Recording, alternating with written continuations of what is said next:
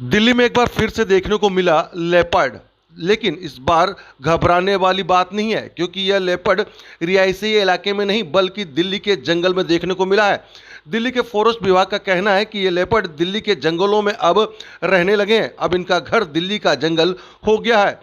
इनके प्रोटेक्शन को लिए दिल्ली के जंगलों में बाउंड्री को जगह जगह ठीक कराया भी जा रहा है। साथ ही जंगलों को जो ट्रांसपेरेंसिंग होती है उसके खिलाफ भी सख्त कार्रवाई करी जा रही है। जी हां, आपको बता दें, जंगलों के अंदर जो लोगों की आवाजाही होती है बेवजह, उनके ऊपर कार्रवाई भी करी जा रही है। ये ताज़ा तस्वीरें लेपर्ड की हैं जिससे दिल्ली के जंगल में देखा गया है। तस्वीरें हम आपको दिखा रहे हैं दिल्ली के असोला वर्ल्ड वाइड सेंचुरी की, जो कि आपको बता दें कि दक्षिणी दिल्ली में स्थित है और यहाँ पर देखा गया है लेपर्ड। जी हाँ, ये लेपर्ड की तस्वीरें वन विभाग की तरफ से हमें मुहैया कराई गई हैं। तस्वीरों में आप देख सकते हैं किस तरीके से लेपर्ड जो है एक ऊंचे स्थान पर खड़ा हुआ दिख रहा है। ये एक्सक्लूसिव तस्वीरें आप लेपर्ड की देख रहे हैं, जिसने कि अब दिल्ली के जंगलों में अपना आशियाना बना लिया है। वहीं अगर वन विभाग की माने तो वन विभाग ने कहा है कि अब लेपर्ड जो है पहले सीजन के हिसाब से दिल्ली के जंगलों में आते थे, लेकिन अब वो यहाँ पर अपना आशियाना बना चुके हैं।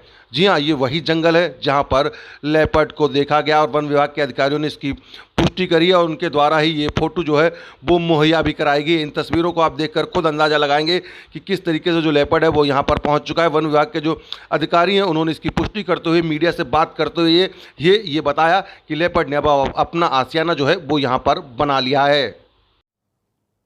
सर, दिल्ली के सेंचुरी में लेपर्ड देखने को मिला। कब लगभग देखने को मिला और ऐसे क्या हुआ जो अब लेपर्ड भी आने लगे दिल्ली में?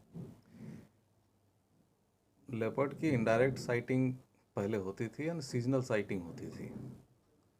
इस साल दो चीज़ हुआ है कि इस साल हमने पहली बार फरवरी में डायरेक्ट साइटिंग की।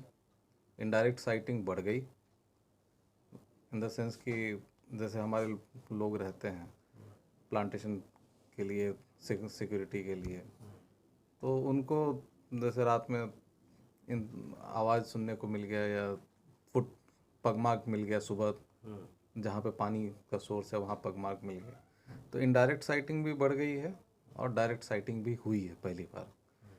और हैबिटेट इम्प्रूवमेंट जो है ये सबसे इम्पॉर्टेंट रीज़न है कि leopard is becoming now resident. पहले वो आता था चला जाता था, ट्रांजिएंट पॉपुलेशन कहते थे हम लोग उसको। अब वो यहाँ पे रहता है और ब्रीड भी कर रहा है। ठीक है, अब इसमें जो अभी तक प्रोटेक्शन, क्योंकि ये अब इसका प्रोटेक्शन बहुत इम्पोर्टेंट है हमारे लिए, तो इसके प्रोटेक्शन के लिए हम लोगों ने जो दीवार हमारी टूट जाती थी या तोड़ दी जाती थी सेंचुरी की, उसको हम लोग स्ट्रेंथन कर रहे हैं कि कम से कम टूटे।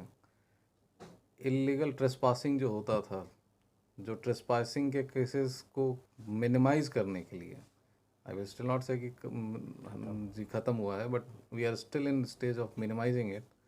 और हम लोग पिछले 6-8 मंथ से हम लोगों ने ड्राइव जैसा किया है कि हमने इलीगल ट्रेसपासिंग जो होती है उसमें सीज़र किए हैं मोटरसाइकिल एंड व्हीकल्स के। हम लोगों ने अरेस्ट भी किए हैं। हम लोगों ने लोगों से रिक्वेस्ट भी किया, तो पहले रिक्वेस्ट किया, फिर वो नहीं माने, तो फिर then we have to go for next stage, arrest किया है। So we are into it कि किसी भी हालत में जानवर के लिए जो स्पेस है वो जानवर के लिए अवेलेबल हो। एंड एज ए रिज़ल्ट क्या हुआ है कि लेपर्ड का मतलब दिखना, रहना, ये तो हमारे लिए खुशी की बात है ही, लेकिन जैकल पॉपुलेशन उसका स्प्रेड बढ़ गया।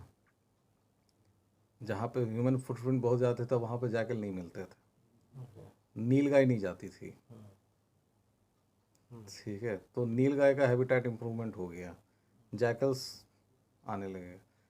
कुछ जगह जहाँ पे बर्ड्स पॉपुलेशन नहीं दिखता था वहाँ बर्ड पॉपुलेशन बढ़ना चालू हो गया, जस्ट बिकॉज हमने सिर्फ इतना ही किया है कि प्रोटेक्शन बढ़ा दिया यार।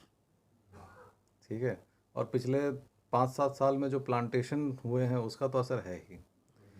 फिर इस साल हम लोगों ने हैबिटेट इम्प्रूवमेंट के लिए चेक डैम बनाए, तो चेक डैम का इम्पैक्ट दिखना तो चालू हुआ है, बट अगले 5-7 साल में इसका और इम्पैक्ट दिखना चाहिए, क्योंकि सॉइल मॉइस्चर रिजीम इम्प्रूव कर रहा है, बर्ड पॉपुलेशन उस एरिया में इम्प्रूव कर रहा है। फिर प्लांटेशन भी हम लोग उस नज़रिए से कर रहे हैं कि जो जानवर है उसके लिए खाना जंगल के अंदर कितना ज़्यादा हम बढ़ा सकते हैं।